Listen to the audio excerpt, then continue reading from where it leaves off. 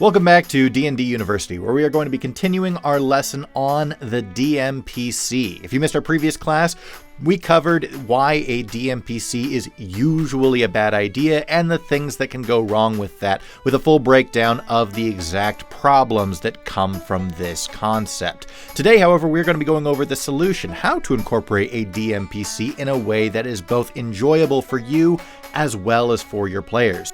So get comfortable and welcome back to D&D University.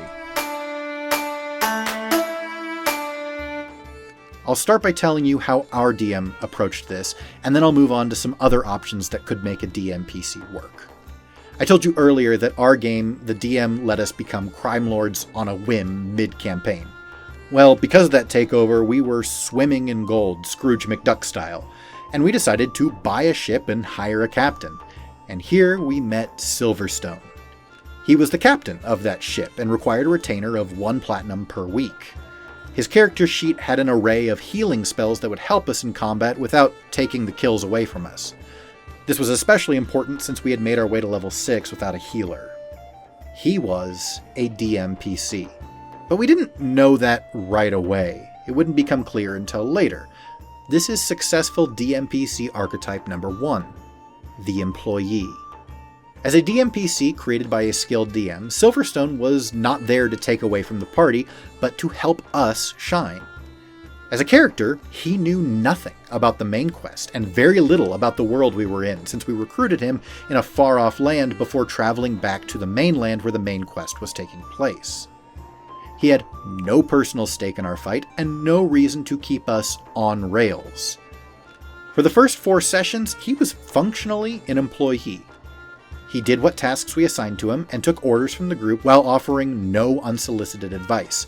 In exchange, he had a sizable paycheck, which mitigated our excessive income in exchange. He would offer his opinion when asked, but he wasn't outspoken enough to offer his own plans or suggest something that the party had not thought of ourselves. For examples of this archetype in pop culture, you can kind of think of characters like Han Solo, specifically his character in the first half of New Hope. However, this works best if your party is already inclined towards lawful good. If your party is inclined towards doing the right thing, being noble, saving the damsel, slaying the dragon, then having a tag-along who will do anything so long as he gets paid can be a lot of fun. 10,000, all in advance. Furthermore, their motives are all contained within the party.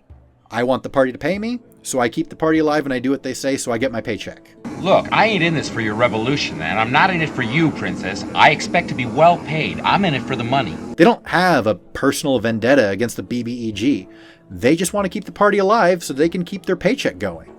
Just be careful in playing a character like this, especially if they have, like, Han Solo's personality traits, as you run the risk of being too gruff or cynical and spoiling your party's mood. But they're gonna kill her! Better her than me. Furthermore, if you already have cynical characters in your party, then adding a character like this will probably do no good. At the best case scenario, it will turn into a pissing contest between these cynical characters as they gripe, and at worst it can split the party, dividing them between the optimists and the cynics.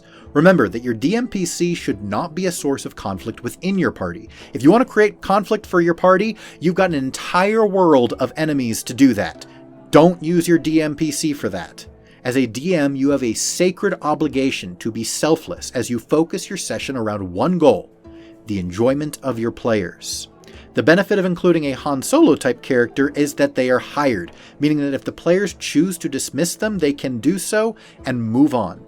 If this happens, do not get your feelings hurt, just treat the character like a temporary NPC, finish the contract, and move on. Them firing your character is just their little nonverbal feedback of saying, we're not enjoying this character, we don't want to deal with them anymore, and that's okay. This is especially important if your character is the cynical Han Solo type as far as their personality, because if they aren't enjoying having that around, then you do not want to force that on them or they're going to get tired of you. Come to think of it, a good way to address that would maybe to base your character off of Chewbacca rather than Han Solo. I think that's safer, just because the warmer you are to your party, the more likely they are to enjoy being around you. You also really want to avoid mercenaries and bounty hunters, but I'll explain why later. For now, stick to characters like transporters, or captains and pilots and the like, healers and musicians, or even craftsmen. As long as the party feels like that character provides value, they will pay you to stay there. Hired characters are great for this reason, as the party will continue to pay them as long as they enjoy that character being there. It can also be a bit of a non-verbalized feedback to you as the DM that they like your DMPC, since if they didn't, they would just fire them. In our campaign, this allowed us as players to still feel like we had control of the story, as Silverstone took the role of an employee for 4 straight sessions, and since he was an employee hired at our discretion, that meant that he obeyed our orders, and we still felt like we were in control. The DM wasn't telling us what to do through this character. However, he would eventually transition from DMPC archetype number 1, the employee, to DMPC archetype number 2. I wonder if people will ever say, "Let's hear about Frodo in the Ring." And they'll say, "Yes, it's one of my favorite stories." And this is successful DMPC archetype number 2, the friend. The slow introduction of Silverstone helped the party to get comfortable with him and gradually consider him part of the team. As a character, his defining motivation was to find belonging in friendship. He was simply an earnest man who valued friendship and the bond that it created and wanted to find a group with whom he could belong. Upon learning this, our party decided to transition him from employee to an official member of the group. For the second archetype, look at characters like Samwise Gamgee. They're a vital part of the team, but they have no motivations outside the confines of their party. Nothing important. That is, I heard a good deal about a ring and a Dark Lord and something about the end of the world, but... Sam's entire motivation is centered around Frodo. It's contained within the group, within the party. A promise! Don't you leave him, Samwise Gamgee. And I don't mean to. Sam has no personal hatred towards Sauron, no deep feelings about the ring. He only cares about those things inasmuch as they affect his friends. Mr. Frodo's not going anywhere without me. Samwise Gamgee is a great way to play a DMPC who lifts the party up. Everyone loves characters like that, and they love being around characters like that. And when those characters succeed, everyone feels joy. Frodo wouldn't have got far without Sam. Because their primary motivations do not extend beyond the party. They don't interfere with the protagonist, or in this case the party, as they grapple with the motivations with the larger plot. The party is free to grapple with the larger plot, and the friend simply sits there and encourages them and strengthens them. I can't carry it for you, but I can carry you! This makes this my favorite archetype for the DMPC. The DMPC is not there to challenge the players or to dish out consequences for their actions. You, as the DM, have an entire world of NPCs, law enforcement, enemies, and a BBEG, all dedicated for that purpose. The role of the DMPC is to give the players positive feelings about themselves, their party, and you as the DM. This is your way to be their friend in-game. Do not use the DMPC to punish your players. If they need punishing, you can do it a different way. Just not with the DMPC. Now, let's talk about combat. I've hinted at it earlier, but you really want to avoid builds that outshine the other players. For this reason, I would suggest saving your DMPC for several sessions while you get familiar with the way that your party's strengths and weaknesses work. Watch how they do combat without them. See where the gaps are. See what you could do to elevate them and lift them up. Combat is an integral part of D&D, and the players love that feeling when the DM looks to them and says, "How do you want to do this?" They love feeling useful in combat and seeing their hard-earned abilities and meaningless numbers become useful as they turn the numbers on their sheet into actual actions that impact the world. What they do not love is some overpowered NPC coming in the scene to take all their kills and make them feel like dead weight as the DM deals all the heavy damage and gets all the high rolls and deals all the heavy blows. Because you're much better at fighting and strategy. Pretty much everything. This is why I said that mercenaries and bounty hunters are best avoided for the higher DMPCs. Some tables may disagree, and that's fine. There's always exceptions to the rule, but most tables wouldn't enjoy hiring someone whose specific job is to outshine them in combat. He's interesting. I seem more interesting. And if they do enjoy it, they probably wouldn't for long.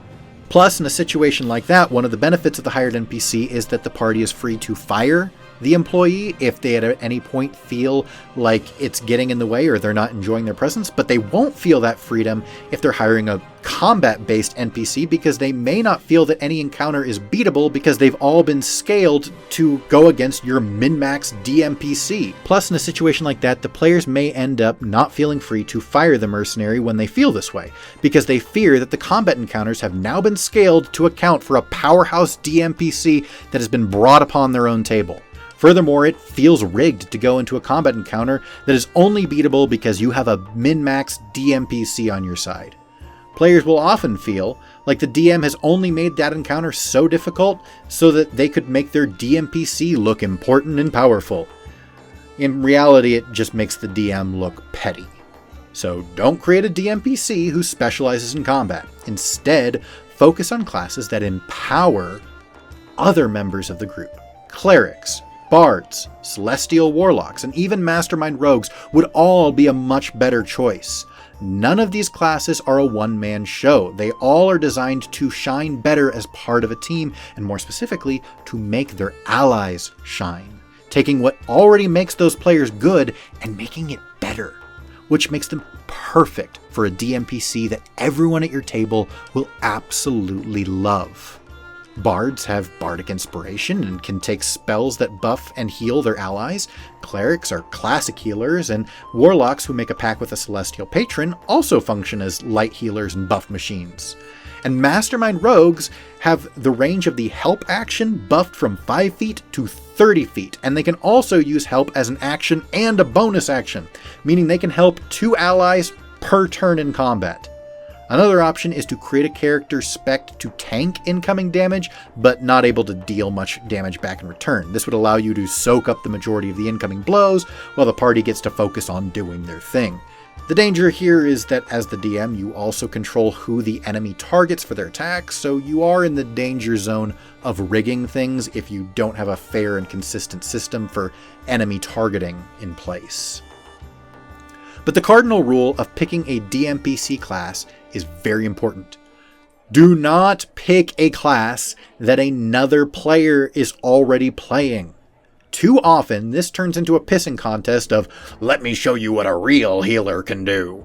Try it. I guarantee your players will love you for it. The DMPC is not a chance to prove to everyone else at the table how much better you are at D&D. They already know that. That's why you're the DM. If they didn't think that, they wouldn't have allowed you or asked you to be their dungeon master. This guide is to help you cultivate and grow that trust that is already there. If another player is already a stacked healer, go for the Mastermind Rogue. That's actually the class I play as a player, and let me tell you, it's amazing how much 2 help actions with a 30-foot range can impact combat, while helping all your other players feel cool. Not only that, they feel cool while knowing that you were a part of that. They may not thank you outright, which is classic among most support classes like healers, but it will subconsciously grow their trust in you as a DM and make them enjoy your DMPC as a member of their party more.